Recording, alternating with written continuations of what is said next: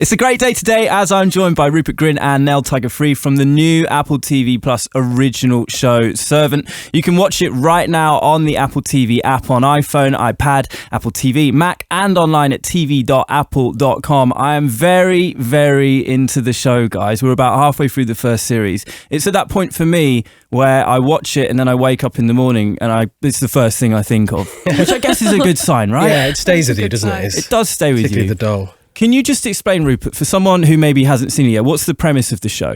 Okay, so the story follows Dorothy and Sean, who are a couple who live in Philadelphia, and they've just gone through an unspeakable tragedy. They've lost a son. And my character, Julian, who's Dorothy's brother-in-law, and Sean, see this kind of alternative therapist and have this idea to get a reborn doll to replace the dead child, and Dorothy then believes that it's the real kid. Say, I'm also in it. Yeah, I was coming to it. I mean, there's a lot to unpack from that already, but Nell, you are in it. You play the nanny, Leanne, and you move in to the house of this couple in Philadelphia, and immediately weird things start to happen. What I want to know from you is, when you were reading the script, how quickly were you drawn into it?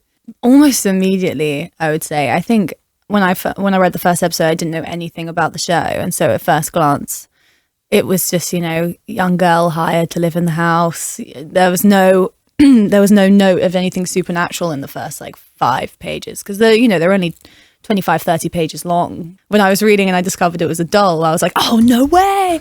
And then I got to the end, and I don't want to ruin it for anyone, but the final words of the first episode, I was like, okay, I have to do this. M. Night Shyamalan directed it, or executively produced it, in fact. He is an incredible person over the past 3 decades in film. When you think of Sixth Sense and Village and everything that he's done, how key is Night's vision here? I think that it's absolutely key. I mean, he directed the first episode, he directed our pilot, and I think that set the tone for the rest of the show.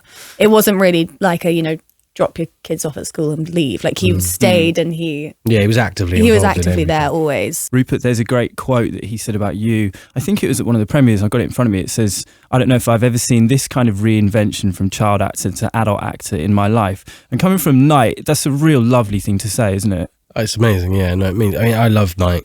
He was a huge attraction for me to be a part of this. I think he's just an absolute master of this genre. Yeah. I recently found out he was actually going to direct one of the Harry Potter movies. Really? Yeah. Wow. Yeah, which would have been quite fun. That would have been awesome. Yeah. When you think of this role, you're a pot-smoking alcoholic, potentially American, disheveled. Yeah. It's a long, long way from where you started out. Do you relish the chance to get far away from, maybe what people might perceive you as coming from? Yeah, Julian is that kind of, he's a complete opposite to anything I've ever really done. He's this real hedonist. He has to have something. If it's wine, tequila slammers, it just got a new one on me. I'm not really a wine guy, though. That's one of the hardest bits of the show, was kind of to open wine. I'm not very good at that. How is it working in such a small cast? Because there are 4 main characters in this series. There's one house which you're in for maybe 90% of the time, certainly in the first 4 episodes which we've seen. It's small, isn't it? Yeah, it's awful.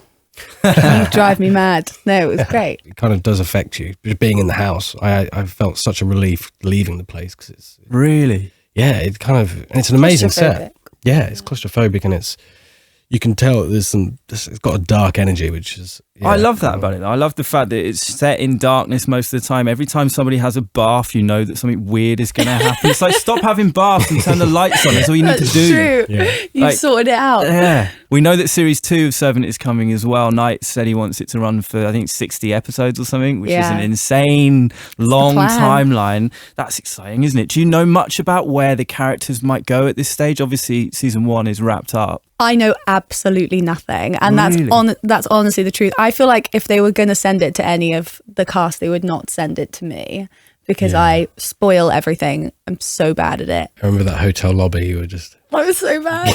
What happened? Literally just discussing major plot points with Rupert in the hotel lobby. He's like, no, shut up. Yeah, I actually don't know how it ends this series. Serious? Not really, no. Even though you filmed it. Yeah. You don't know how it ends. Yeah. Why? Because you know. just film your bits and then you don't Well, see the rest? yeah. Well, I don't know. I don't want to say anything, but it's still shrouded in mystery to me. No, do you know how it ends? You know how it ends. She does know how it ends. I can do. tell. I told you, but you forgot. I don't think you did tell me. I did. I actually don't know that. I did tell you. Every Friday, a new episode of Servant drops. You're going to have to keep on watching. Thank you very much, Rupert and Nell. Thank you. you. Thank you so much.